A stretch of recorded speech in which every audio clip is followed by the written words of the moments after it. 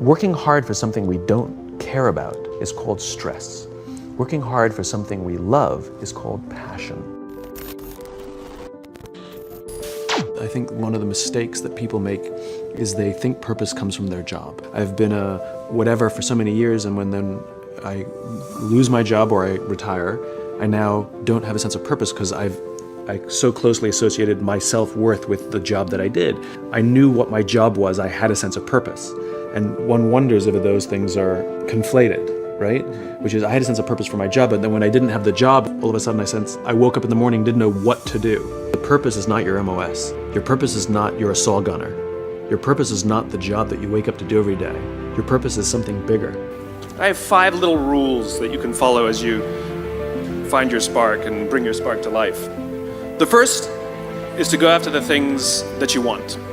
Let me tell you a story. So a friend of mine and I, we went for a run in Central Park. The Roadrunners organization, on the weekends, they host races. And it's very common at the end of the race, they'll have a sponsor who will give away something, apples or bagels or something. And on this particular day, when we got to the end of the run, there were some free bagels.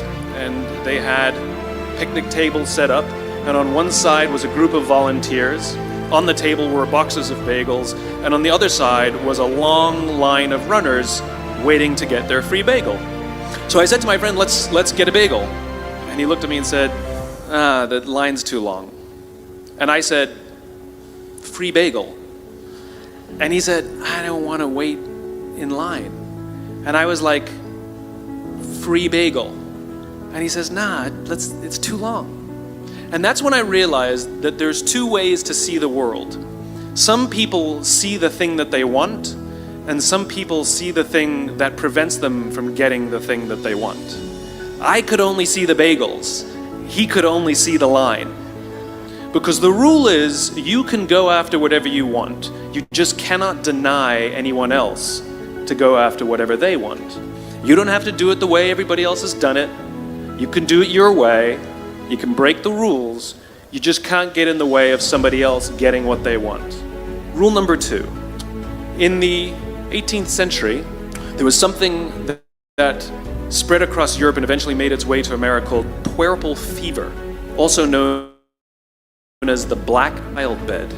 Basically what was happening is women were giving birth and they would die within 48 hours after giving birth. This Black Death of childbirth was the ravage of Europe, and it got worse and worse and worse over the course of over a century. And these doctors and men of science wanted to study and try and find the reason for this Black Death of childbed, and so they got to work studying, and they would study the corpses of the women who had died.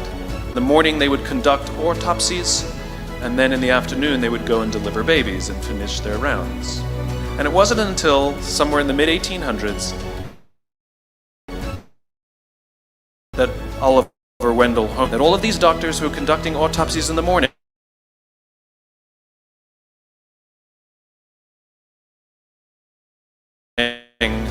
weren't washing their hands before. You're the problem. And they ignored him and called him crazy for 30 years, until finally somebody realized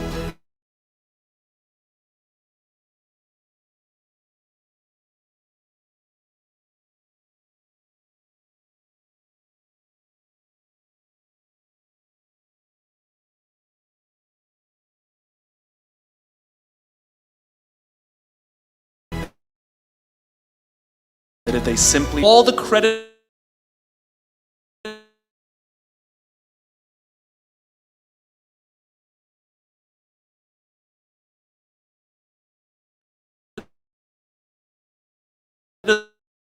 take accountability. Lesson 3, take care of each other. The United States Navy SEALs are perhaps, and one of the SEALs was asked, who makes it through the selection process? Who is able to become a SEAL? And his answer was, I can't tell you the kind of person that becomes a seal. I can't tell you the kind of person that makes it through buds, but I can tell you the kind of people who don't become seals. He says the guys that show up with huge, bulging muscles covered in tattoos who want to prove to the world how tough they are, none of them make it through. He said the preening leaders who like to delegate all their responsibility and never do anything themselves, none of them make it through. He says some of the guys that make it through are skinny and scrawny. He said some of the guys that make it through, you will see them shivering out of fear. He says, however, all the guys that make it through, when they find themselves physically spent, emotionally spent, when they have nothing left to give physically or emotionally, somehow, some way, they are able to find the energy to dig down deep inside themselves, to find the energy to help the guy next to them. They become seals, he said. You want to be an elite warrior. It's not about how tough you are. It's not about how smart you are. It's not about how fast you are.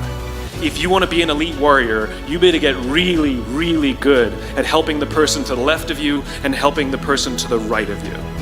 Because that's how people advance in the world. The world is too dangerous and the world is too difficult for you to think that you can do these things alone. If you find your spark, I commend you. Now, who are you going to ask for help, and when are you going to accept help when it's offered? Learn that skill. Learn by practicing helping each other. It'll be the single most valuable thing you ever learn in your entire life, to accept help when it's offered and to ask for it when you know that you can't do it. The amazing thing is, when you learn to ask for help, you'll discover that there are people all around you who've always wanted to help you. They just didn't think you needed it because you kept pretending that you had everything under control. And the minute you say, I don't know what I'm doing, I'm stuck, I'm scared, I don't think I can do this, you will find that lots of people who love you will rush in and take care of you. But that'll only happen if you learn to take care of them first. Lesson 4. Nelson Mandela is a particularly special case study in the leadership world because he is universally regarded as a great leader. You can take other personalities, and depending on the nation you go to, we have different opinions about other personalities. But Nelson Mandela across the world is universally regarded as a great leader. And he was asked one day, how did you learn to be a great leader? And he responded that he would go with his father to tribal meetings. And he remembers two things when his father would meet with other elders. One, they would always sit in a circle. And two, his father was always the last to speak. You will be told your whole life that you need to learn to listen. I would say that you need to learn to be the last to speak. I see it in boardrooms every day of the week. Even people who consider themselves good leaders, who may actually be decent leaders, will walk into a room and say, here's the problem, here's what I think, but I'm interested in your opinion, let's go around the room. It's too late. The skill to hold your opinions to yourself until everyone has spoken does two things. One, it gives everybody else the feeling that they have been heard. It gives everyone else the ability to feel that they have contributed. And two, you get the benefit of hearing what everybody else has to think before you render your opinion. To keep your opinions to yourself. If you agree with somebody, don't nod yes.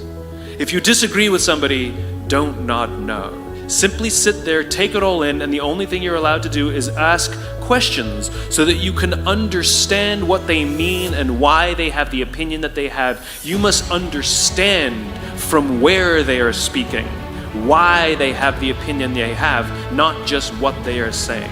Practice being the last to speak. One afternoon, I went to buy a cup of coffee, and there was a barista by the name of Noah who was serving me. Noah was fantastic.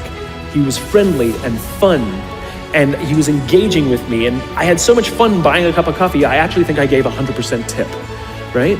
He was wonderful. So as is my nature, I asked Noah, do you like your job? And without skipping a beat, Noah says, I love my job. And so I followed up. I said, what is it that the Four Seasons is doing that would make you say to me, I love my job? And without skipping a beat, Noah said, throughout the day, managers will walk past me and ask me how I'm doing, if there's anything that I need to do my job better. He said, not just my manager, any manager. And then he said something magical. He says, I also work at Caesar's palace. And at Caesar's palace, the managers are trying to make sure we're doing everything right. They catch us when we do things wrong. He says, when I go to work there, I like to keep my head under the radar and just get through the day so I can get my paycheck. He says, here at the Four Seasons, I feel I can be myself. So we in leadership are always criticizing the people. We're always saying, we've got to get the right people on the bus. I've got to fill my team. I've got to get the right people. But the reality is, it's not the people. It's the leadership. If we create the right environment, we will get people like Noah at the Four Seasons.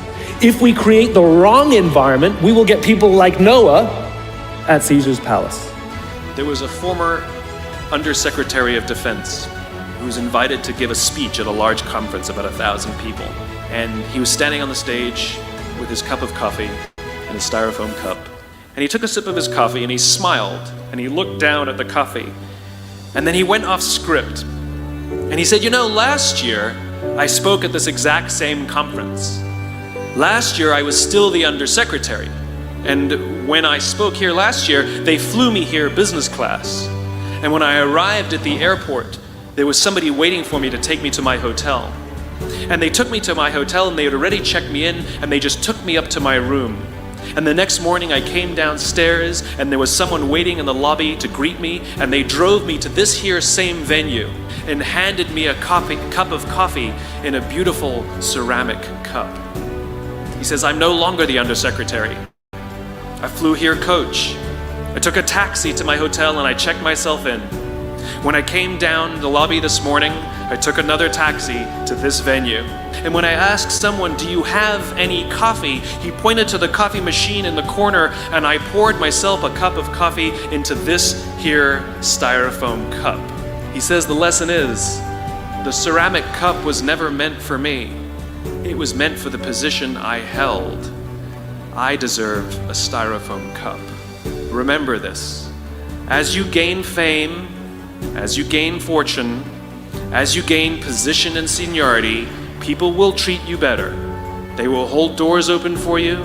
They will get you a cup of tea and coffee without you even asking. None of that stuff is meant for you. That stuff is meant for the position you hold. It is meant for the level that you have achieved of leader or success or whatever you want to call it. But you will always deserve a styrofoam cup. Remember that lesson of humility and gratitude. You can accept all the free stuff. You can accept all the perks. Absolutely, you can enjoy them. But just be grateful for them and know that they're not for you. And so I keep meeting these wonderful, fantastic, idealistic, hardworking, smart kids. They've just graduated school. They're in their entry-level job. And I sit down with them and I go, how's it going? They go, I think I'm gonna quit. I'm like, why? They're like, I'm not making an impact. I'm like, you've been here 8 months. You know? It's as if they're standing at the foot of a mountain and they have this abstract concept called impact that they want to have in the world, which is the summit. What they don't see is the mountain. I don't care if you go up the mountain quickly or slowly, but there's still a mountain. And so what this young generation needs to learn is patience. That some things that really, really matter, like love or job fulfillment, joy, love of life, self-confidence, a skill set, any of these things, all of these things take time. Sometimes you can expedite pieces of it, but the overall journey is arduous and long and difficult. All you need to do is have the will and the desire to want to understand what drives and inspires you.